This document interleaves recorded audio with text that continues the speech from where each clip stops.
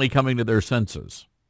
I sure hope so, Todd. I've heard some stories about one or two Republican senators who have indicated that they backed off of their support. I hope that across the board, all of them come to their senses. They're playing right into Nancy Pelosi's hands on this one. Pelosi said that she won't allow the infrastructure bill to pass through her House if it isn't paired with the $3.5 trillion socialism package along with it. So Republican senators that go along with this and allow this to pass out of the Senate are just, as you said, it's a Trojan horse to allow the Pelosi to pass $3.5 trillion more on top of it. Again, my concern here is Republicans. Now, there are lots of debates. Should we be, involved in the culture debate and all that kind of stuff? But by and large, Republicans are supposed to be fiscal conservatives, and I don't see much. I don't see much conservatism being played out here in this nonsense. This infrastructure bill is 2,700 pages long. It's twice as long as the Bible, and I can guarantee you, in the last 2 or 3 days, there's not a single senator, Republican or Democrat, who has read the Bible cover to cover.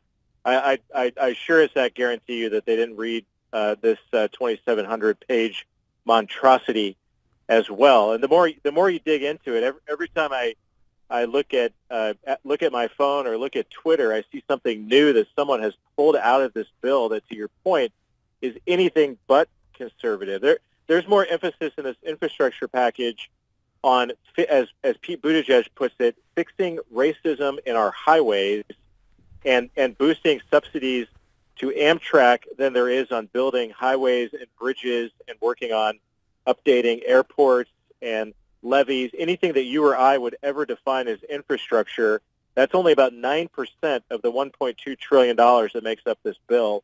The rest of it is a Democrat, left-wing, wish list, Green New Deal light type of bill that I don't know how any Republican could support it.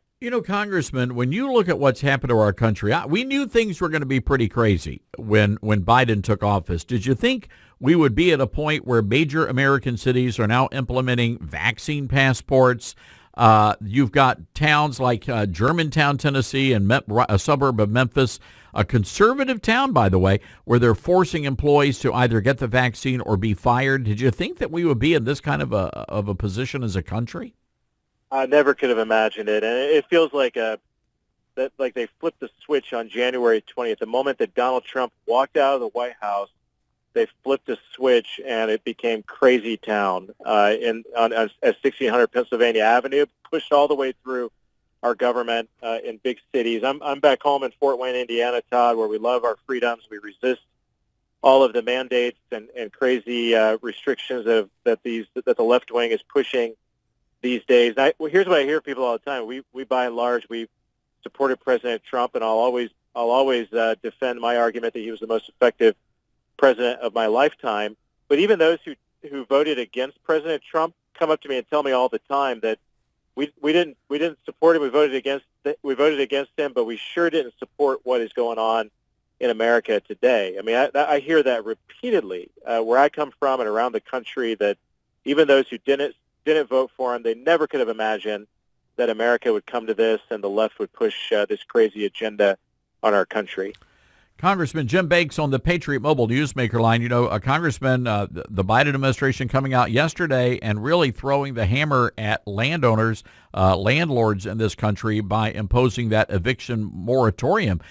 Look, I mean, we are all, as Christian people, we are sympathetic. And yes, we want to extend charity, but that should be done voluntarily, not at the expense of the landowners and the homeowners in America. It's unconstitutional. Joe Biden said it's unconstitutional. He said, we know it's unconstitutional, but we're going to do it anyway, which is a clear violation of his oath of office to uphold the Constitution. So Joe Biden knows it. Nancy Pelosi knows it. They know that this is an overreach by the executive branch, that this should be passed through Congress. The Democrats House members fell flat on their face last Friday, which, by the way, Todd, was kind of fun to watch, but they fell flat on their face on trying to pass an extension of the eviction moratorium. But they know that it has to go through the legislative branch. Instead, the CDC has overreached in a way that I hope, I tweeted a little bit ago, that when we get the majority back next year, we should make it one of the very first things that we do to rein in the power and the authority that the CDC has, that somehow they've been given all this power to make decisions as an unelected branch of an entity within the federal government. They're exercising power that they do not have, and it's incumbent upon us when we get the majority back to do something about it. Well said. Congressman, we're going to leave it there. We appreciate the great work you're doing, and, of course, we love Fort Wayne, Indiana. I haven't been there in a couple of years, Congressman. Do they still give folks the cookies coming out of the airport? You better believe it. I fly in and out of the airport every chance I get just to get the free cookies. Oh, they're great cookies, too, by the way. You're always welcome, Todd. We hope to see you soon back in Fort Wayne. Would love